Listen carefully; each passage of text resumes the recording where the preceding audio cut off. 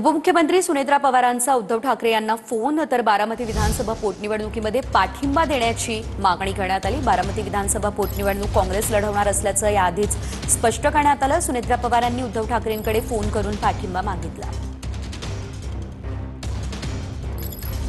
उपमुख्यमंत्री सुनेत्रा पवारांनी उद्धव ठाकरेंना फोन केला। बारामती विधानसभा पोटनिवडणुकीसाठी सुनेत्रा पवारांनी उद्धव ठाकरेंकडे पाठिंबा मागितलाय।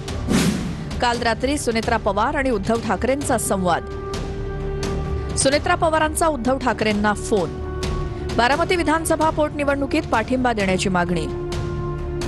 बारामती पोटनिवडणूक काँग्रेस लढवणार याआधीच स्पष्ट। काँग्रेस बारामती विधानसभा पोटनिवडणूक लढवणार आहे। यासाठी वंचित आणि जानकरांनी काँग्रेसला पाठिंबा दिलाय। इतकंच नव्हे तर काँग्रेसकडनं गुरुवारी इच्छुकांच्या मुलाखतीही घेण्यात आल्या। बारामतीसाठी 6 आणि राहुरीसाठी 4 अर्ज आल्याचं काँग्रेसनं म्हटलंय। काँग्रेसही ठाकरेंच्या शिवसेनेसोबत चर्चा करणार। पवारांच्या राष्ट्रवादीसोबत काँग्रेसची बैठक होणार। बारामती आणि राहुरीत 23 एप्रिलला मतदान होणार तर 4 मे रोजी निकाल जाहीर होणार आहे।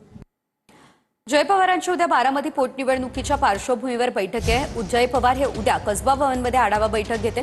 बारामती तालुका आणि शहरातील कार्यकर्त्यांना मार्गदर्शन सुद्धा ते करणार आहेत।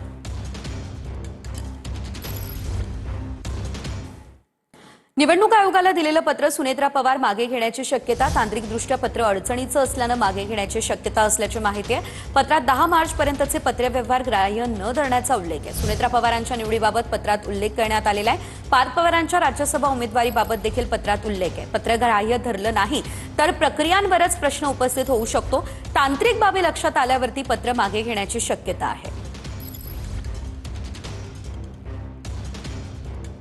तर पत्रात सुनेत्रा पवारांच्या निवडीबाबत पार्थ पवारांच्या राज्यसभा उमेदवारी संदर्भात उल्लेख करण्यात आलेला आहे। नेमक्या पत्रात काय अडचणी आहे ते आपण पाहतोय। निवडणूक आयोगाला हे पत्र देण्यात आलेलं होतं। पत्र ग्राह्य धरलं नाही तर सर्व प्रक्रियांवरती प्रश्न उपस्थित होऊ शकणार आहे। अडचणीच्या सर्व बाबी समोर आल्यानंतर सुनेत्रा पवारांचं पत्र निरस्त करण्याची विनंती आहे।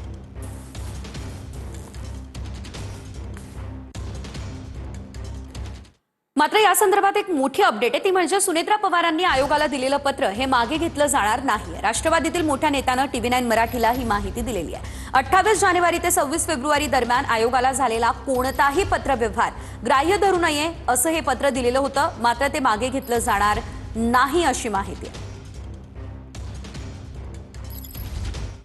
दुसरीकडे राष्ट्रवादीच्या अंतर्गत संघर्षामुळे आमदारांमध्ये चलबिचल सुरू असल्याचं सूत्रांचं म्हणणं आहे। 15 ते 20 आमदारांनी थेट पवारांना संपर्क करण्याचा प्रयत्न केलाय। एका मंत्र्यानं विलिनीकरणासंदर्भातही पवारांची भेट घेतली आहे। अनेक आमदारांना भविष्याची चिंता सतावतीये अशी माहिती सूत्रांनी दिलेली आहे।